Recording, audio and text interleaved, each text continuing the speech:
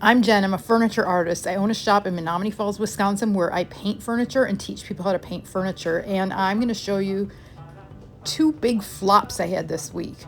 I thought these were both going to be really fast, easy projects, and sometimes things just don't work out the way you planned. But if there's anything I've learned in the last 4 years as a small business owner, you've got to dust yourself off and roll with the changes. I grabbed my crud cutter in the yellow bottle. You can get it at any hardware store. It's usually in the paint section. And then we get a good clean, and then we hit it up with the paint.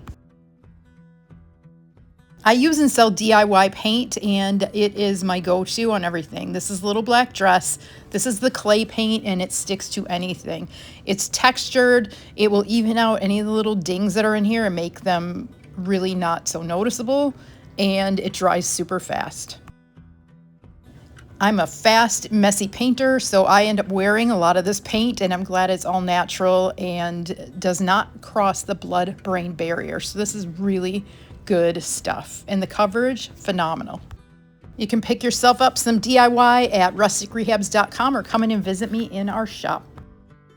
After this, I did a coat of Anvil, which is our all-in-one cottage color paint, and let that dry because it has a built-in top coat. Only I don't think I let it dry long enough, and here's what happened. The clay paint is amazing, but it really is best if you seal it first before you try to add a transfer, because the transfer, I'm using a Prima transfer here, and it did not want to stick. I've dealt with this before, I know better, but sometimes I try to take shortcuts, and look, this is what happens. So frustrating.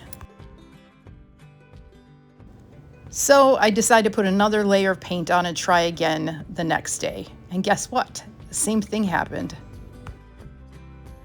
Get rid of stuff. Oh, come on. You're going to do this to me again today? Were you having a hard time? Yeah. Yeah. Boy, the store's totally different from yesterday. Kathy is one of my teammates, and I have the best team. These women are so supportive and kind, and listen to me on the days when I'm ecstatic and on the days when I am really not that fun to be around. So thank you, team. Several days later, I had put 2 or 3 coats of Big Top on this because I was over it. And I thought that the transfers were not going to work.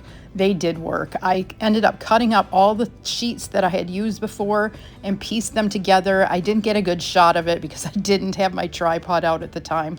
But just know that persist, give yourself a break. I had a lot of things going on, so I was trying to cut some steps out, and sometimes it works and sometimes it doesn't. And most of us don't show you the flops, but I will, because I want you to know you can still do it. It's okay.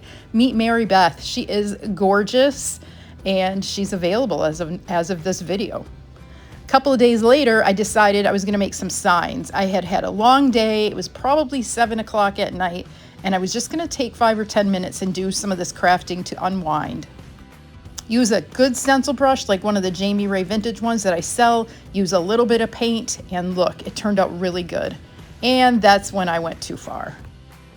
I've been wanting to learn how to paint flowers, but I have not taken the time to put in the work and learn how to do it. So I just kept adding and thinking, it's going to be okay, it's going to be okay. It wasn't okay. Then I took the stencil, I put it back on, and it didn't line up properly. So that was twice I messed up. And I was getting mad. Know that I was wasting time. I was tired. I was not doing a good job. I probably should have stopped and went home. But I threw some leftover paint that I had that was an enamel paint on it and let that dry. And then I decided, you know how to stencil. Stop beating yourself up. So I took this raw wood and made an outdoor garden sign. And look at how cute it is. It honestly doesn't need anything more. It just needs to be sealed, and then I'm going to put some metal hangers on them. And let me tell you, I think I did these 3 signs with maybe a teaspoon of paint. So swirl, don't push hard. I taped it down this time, and look at how cute these are.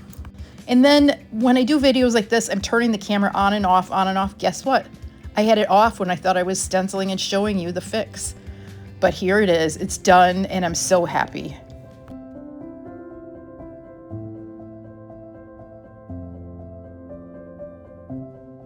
But look at how cute they turned out, and I am ready to show you how to do all this and more.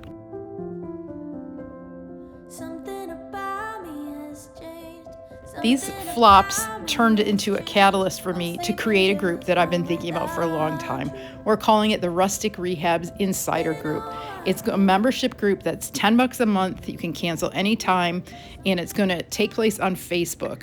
I will show you the inside scoop about how I do things for my business. I will show you techniques, and even better than that, you will join a community of like-minded women who love to do this kind of stuff. Crafting in business is not easy, and you shouldn't have to go it alone. I'm here to tell you we all screw up, we brush ourselves off and keep going. I spent a lot of time painting with kids and adults, and what I've learned is that kids just do it. Adults are so hard on themselves. So I'm here to show you it's just paint. If you need to, you can wash it off, you can paint over it. Let's jump in and do it together. I think I can't hardly wait. I hope you're as inspired as I am. I can't wait to see you in the group.